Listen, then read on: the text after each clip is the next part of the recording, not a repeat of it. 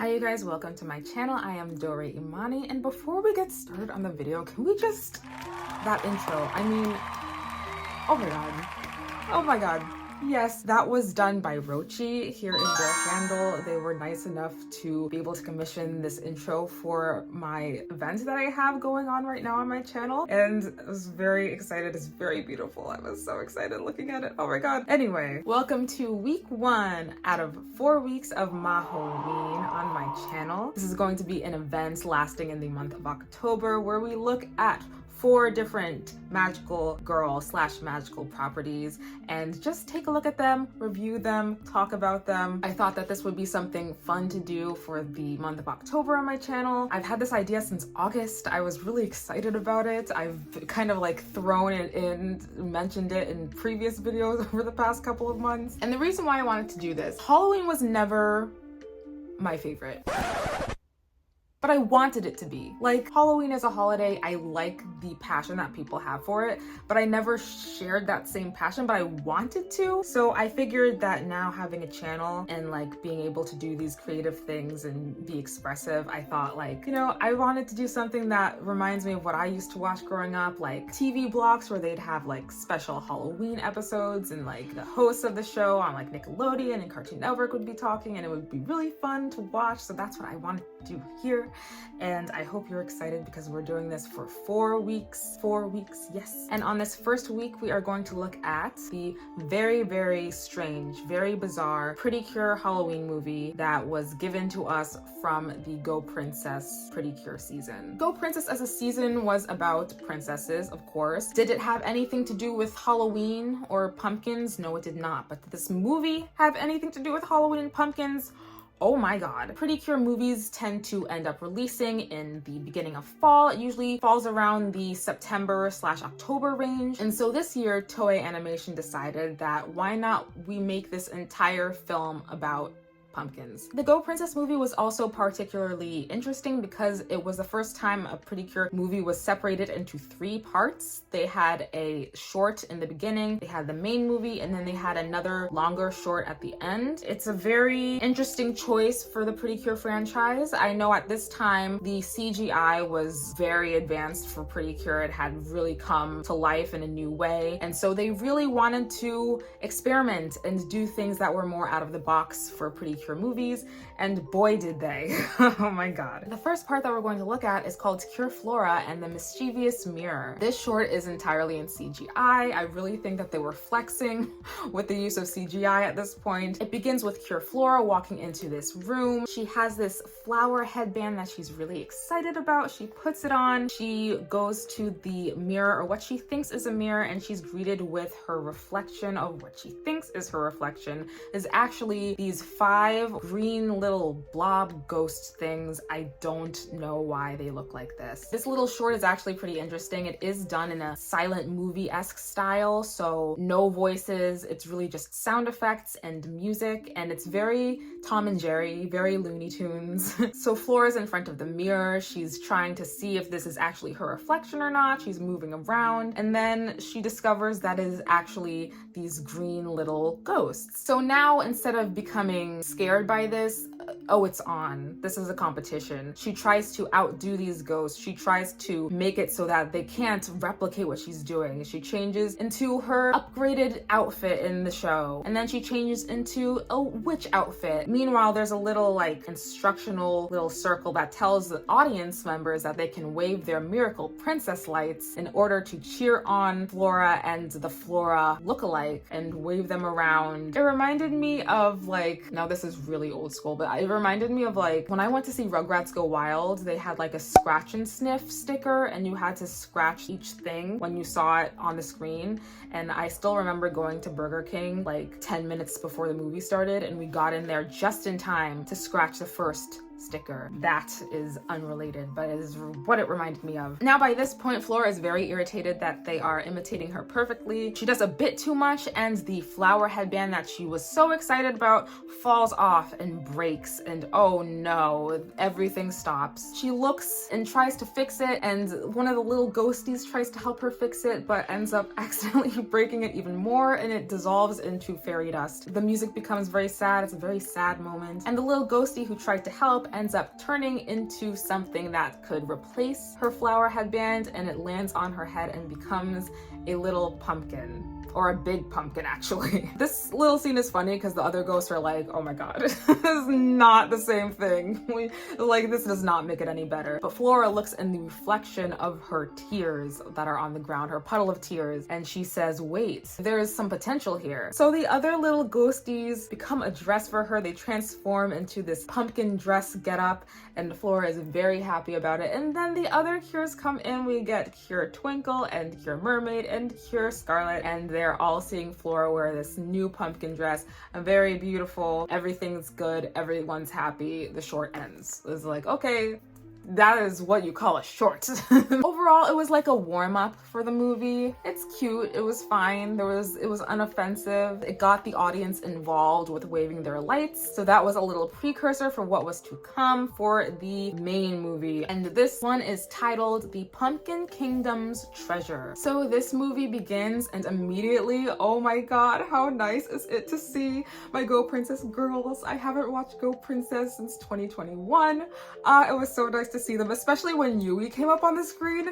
I was like, Yui! Yui! I love Go Princess. The movie opens with the girls going to a pumpkin cafe. While they're sitting at their table after having eaten, they see that a mysterious ad appears on their table. Now this, they don't know where it came from, but we can see, the audience can see that it has appeared by a mysterious man who placed it there magically. And this ad, this flyer, is advertising a princess convention to take place at the Pumpkin Kingdom, which is to choose the true princess. Just when they're questioning just how odd this is, a Zetsuborg appears and they are forced to get into battle mode and transform, and oh my god, I just about cried seeing the transformation because the Go Princess transformation does it for me. We get a nice little Precure battle sequence, we get all the fight animation, and the fight ends up finishing with Cure Twinkle's twinkle humming attack, and oh my god, I forgot just how CGI the attacks for Go Princess Precure were. So they finished battling the Zetsuborg, but it ends up that this was just a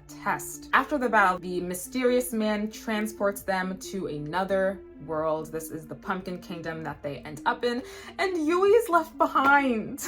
I felt so bad. So they arrive in the Pumpkin Kingdom. The minister of the land is who ends up welcoming them, and oh, this guy looks a little bit familiar. I wonder who he is. The minister ends up bringing them to the kingdom, and there they meet the king and the queen, who are bejeweled to the nines. They have jewels everywhere, wearing rings and such. They meet the girls. They meet Haruka, Minami, Kirara, and Toa. I liked this scene because Haruka is like so bright and shining, and they depict that with the sun shining on her through the windows, and she reminds them of someone. They seem to be snapping out of whatever haze is put onto them, but that doesn't last for long because the minister ends up redirecting their minds to think back to the cafe, back to making money, back to the riches and the jewels that they have on. So there's our first hint at something being off about this place. They're being brainwashed. Dun dun dun. So as the girls have arrived, the little pumpkin fairies, who are inhabitants of this kingdom, end up helping them to get ready. It's very Cinderella. And we also see the little fairies, the three main ones who are kind of like the main little fairies that we see in this movie, sneak up to a locked tower. There they sneak up to visit a princess who is in the tower. And here we see that one person who the king and queen were being reminded of when they saw Haruka. She's there, she's worried about whether or not her family remembers her, and we kind of feel bad for her in this situation because she seems like a genuine person even though she's locked up in this predicament. It cuts back to the girls getting ready for this convention. I gasped when I saw Minami's ballerina outfit. And mind you, I've seen this movie. This is not my first time seeing this movie. But when I saw Minami's ballerina outfit again, I was like, oh my gosh. How it's perfect. Then the convention begins, and why is Haruka wearing this baker's uniform? They did her so dirty. We see the girls standing and getting ready to do their talents in the convention, and here we see that Toa is worried. She seems to be sensing that there is something off. She's the first one to really notice it and just get the vibe and get the energy in this space that there's something off, and I think that it's funny because she's been around this bend. She knows a thing or two about brainwashing. So she was like, something's weird here. We get this scene with Minami dancing around to music as a ballerina. It's very beautiful. And she is the winner, and so she heads into the winner's waiting room. Haruka and Toa have a little conversation in which they realize that there might be something off. And why does Haruka say this so happily? Why is she smiling like that?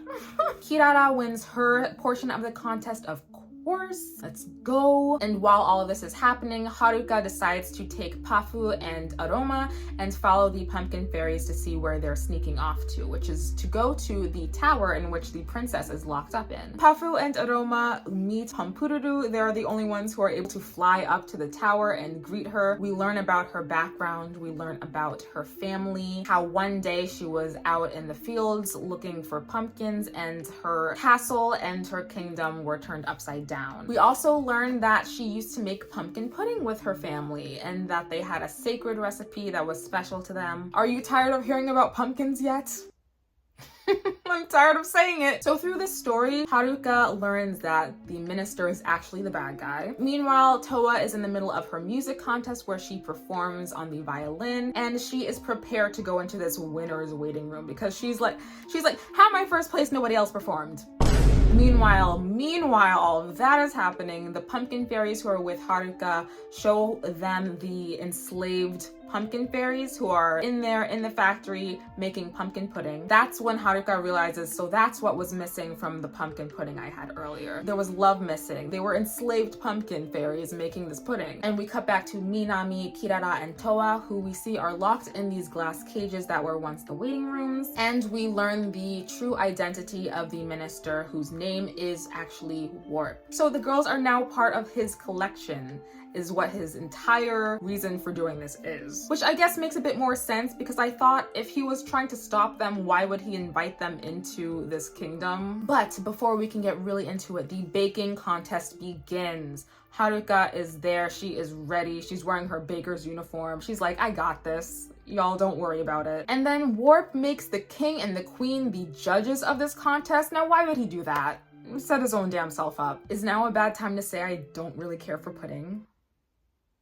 Haruka ends up making a recipe that was sacred to her own family, who owns a sweets shop. And I liked this little flashback because you could see Haruka's little sister. I thought it was really cute. And this pudding has heart, it has memories, it has family, and it has love. So of course, this is the pudding that makes the king and queen remember Pampururu. Warp is like, no, not on my watch. I am the collector of darkness. And at this point, I'm like, damn, they made the bad guy a collector.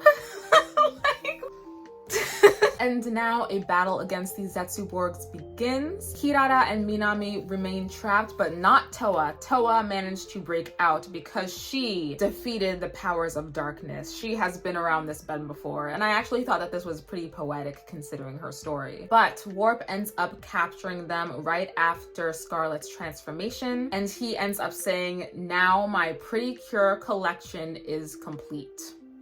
His words, not mine. What's really crazy is that he did all of this to this kingdom, took it over, discarded of their princess and their values and everything just so he could collect the Precure. Like, that seems like a bit much. I feel like you could have done something else. But he says that it was so easy to capture this kingdom, to turn everyone's brains into mush. And the pumpkin fairies, they've had enough of this. They've had enough of these bad words. So they end up smashing into the glass cages that the Precure are trapped in. And with Flora's help, with the belief in happiness and the power of pudding, they break through the glass. And Haruka ends up rescuing Toa and Minami and Kirara as well. And we get a little princess carry of Haruka carrying Minami. Oh, we love it, we love it. Then Minami and Kirara transform and the battle begins. Meanwhile, the pumpkin fairies are getting their pumpkin fairy friends out of the Zetsuborgs and heading towards the tower to rescue the princess. One of the best moments in this battle is Scarlet catching the sword mid-swing and kicking it back, and it sticks into the wall. Oh, what a moment. And they almost defeat Warp, but then Warp is like, you cannot defeat me with that power, and turns the floor into lava and becomes a lava lizard. I don't know where this is coming from. I don't know what the inspiration behind this was. The pumpkin fairies seeing this are like, damn, I give up. And they end up giving into despair. Warp, as a lizard monster, is just destroying and turning the land into ruins. Things are looking bleak. Things are looking bad. The girls start questioning their ability to win, and Flora's like, man, what are we gonna do? How are we gonna win? And I was like, use the miracle princess lights? But just as they're questioning their ability to win, Pumpududu breaks out of the castle. She breaks out of the tower. And Pumpududu's words of encouragement reach the fairies who have been absorbed by despair. And as I was writing this sentence, I really just could not believe what I was writing into words. I said, seed shoots out of Pumpududu's necklace, plants tree of hope and pumpkins, which for this moment grow from trees. Pumpkins become miracle princess lights. I was right.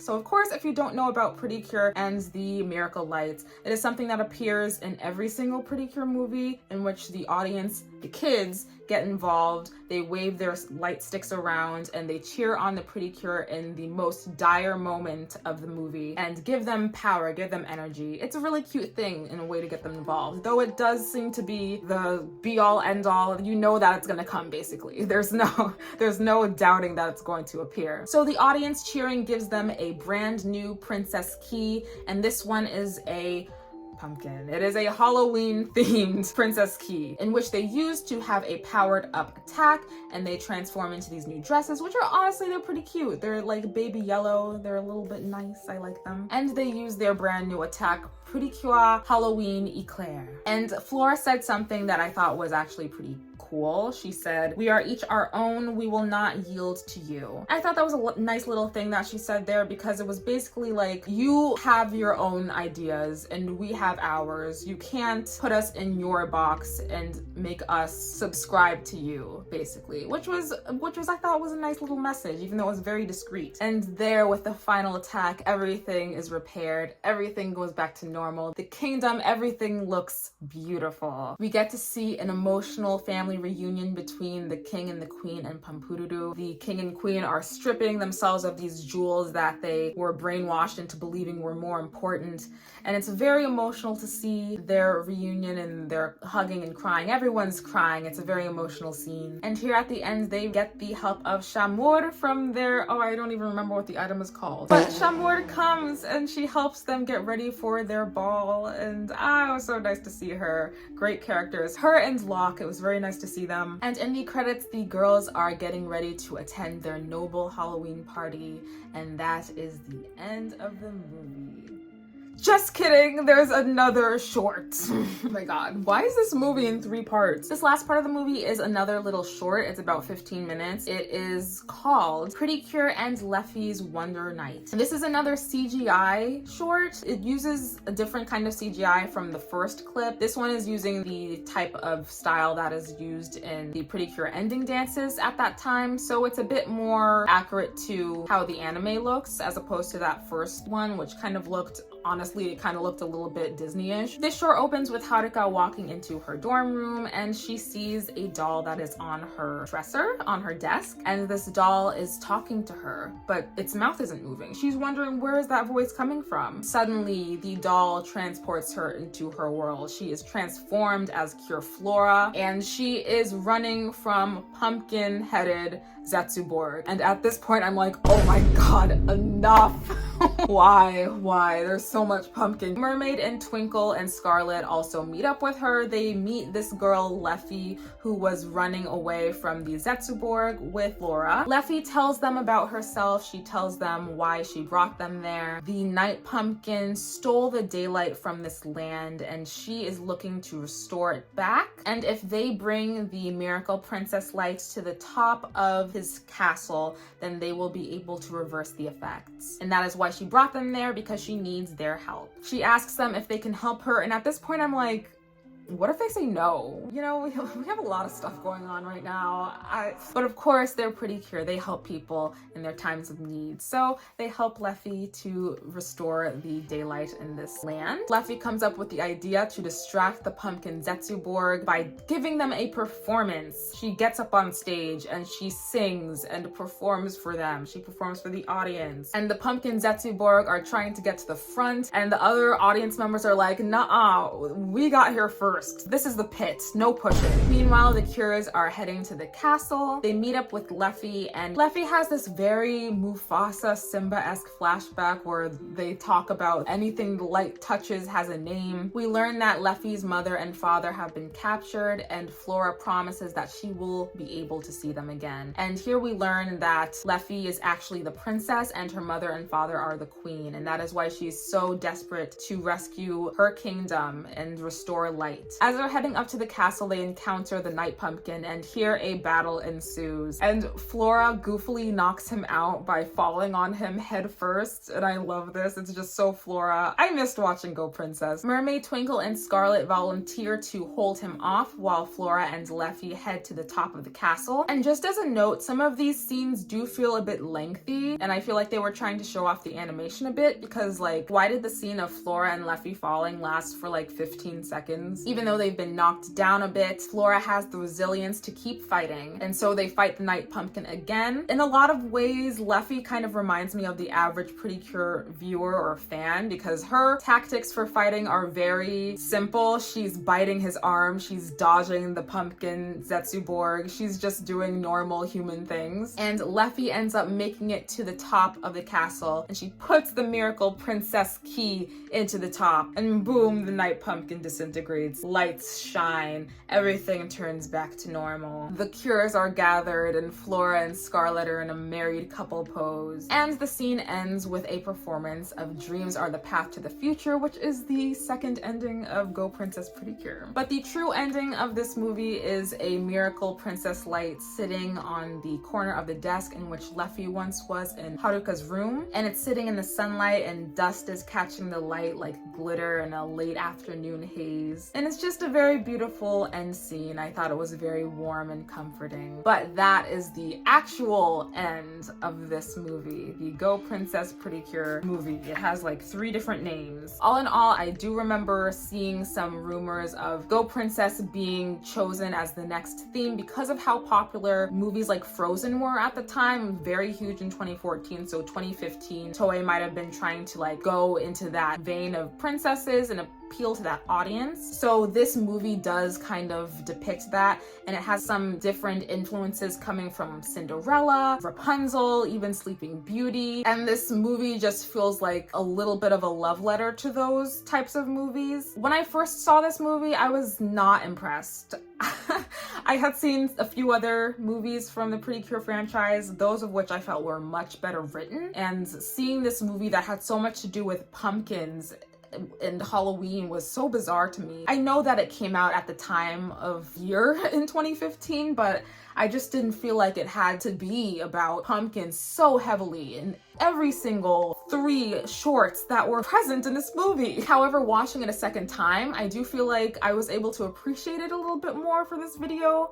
As much as it is literally my least favorite movie that I've seen in all of the Precure franchise, I do think it has a little bit of charm, and it serves its purpose for being the one and only Precure Halloween movie. And I don't know if they would do this again, but here we are looking at it for the month of October. So maybe it did win, in a sense. Every time Halloween comes around, I'll think of this movie, because what on earth? But I hope you guys enjoyed this. This was my first time doing a sort of recap video. I was a little bit nervous, so I hope I did well in the recapping space. This is going to be, like I said, a 4-week thing, so look forward to another video for MAHOWEEN coming next Wednesday. Meanwhile, all of the reactions are still coming out on Saturdays. I'm also going to be starting Utena eventually, but we'll be getting to that later. But in any case, I thank you guys for watching, and thank you for being here, and I will see you in the next one. Stay gravy, baby. Bye.